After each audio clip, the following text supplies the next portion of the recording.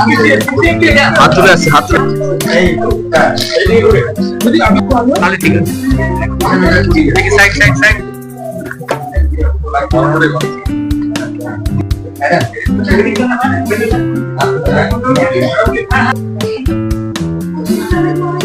অনেক আগে থেকে এটা বলছিলাম যে পরিবর্তন দরকার আছে। বাংলা যেভাবে দেশ যখন আগে যাচ্ছে, বাংলা একদম উল্টো দিকে যাচ্ছে।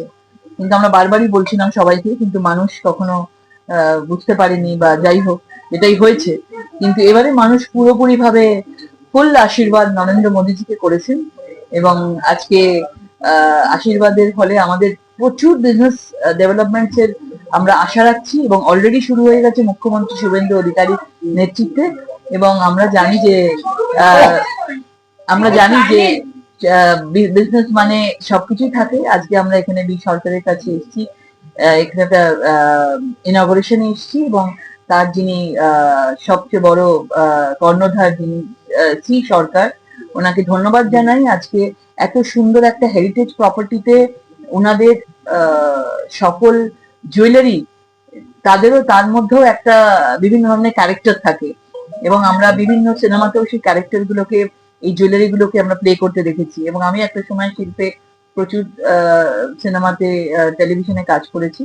সুতরাং এনাদেরকে আরো বেশি করে এই শপের, এই সরকারের উন্নতি হোক, এবং বিভিন্ন ভাবে এই শপগুলো বিভিন্ন জায়গায় আসুক, এবং মানুষ আসুক। কেননা এখন মানুষ পুরনো হেরিটেজের দিকে, পুরনো গয়নার দিকে মানুষের আবার নতুন করে ফিরে যাচ্ছে।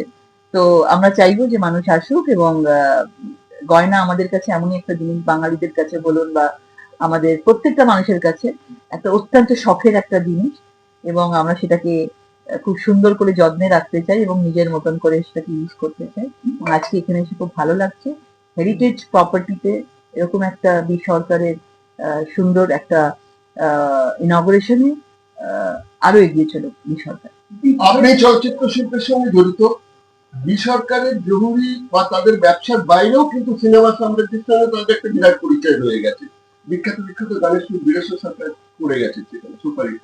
সেখানে আপনি একজন চলচ্চিত্র শিল্পী, আর এখানে বীরেশ্বর সরকারের যে সিনেমা, সে সোনার খাতা থেকে শুরু করে, মাদার থেকে শুরু করে, এই ব্যাপারটা নিয়ে কি বলবেন?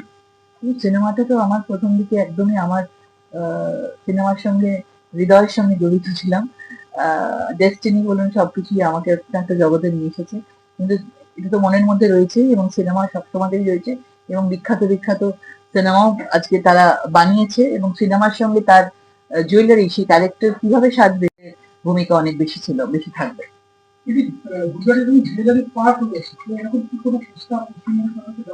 কিন্তু নিশ্চয়ই পশ্চিমবঙ্গ সরকার মানে একদম দুহাত খুলে রয়েছেন, এবং যে তারা নতুন নতুন আইডিয়াস, নতুন নতুন কিছু নিয়ে আসুক।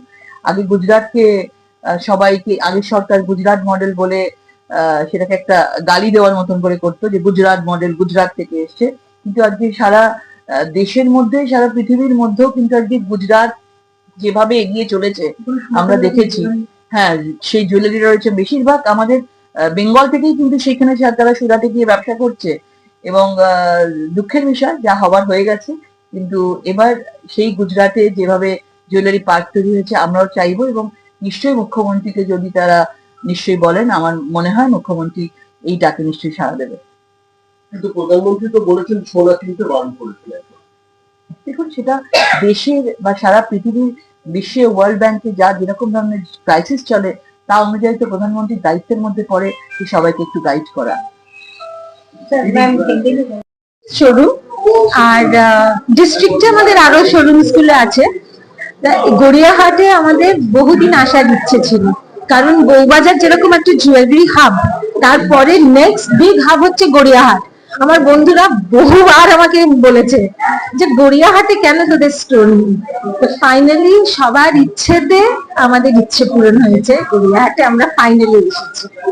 আর সাথে সাথে নিজে ডিজাইন করো আর কি, এখন তো ফার্স্টে তৈরি হয়েছে আমার নতুন শোরুমের জন্য, তাকে নতুন করে সাজানোর দায়িত্ব তো পুরো আমার। শোরুম ডেকোরেশনটা আমার ভাইয়ের, তার ভেতরে ডিজাইনস গুলো সব আমার করা হয়েছে। পুজোর সময়ের জন্য আবার নতুন কালেকশন আসবে, সবাই এসে দেখে যাও কিরকম হচ্ছে। অফকোর্স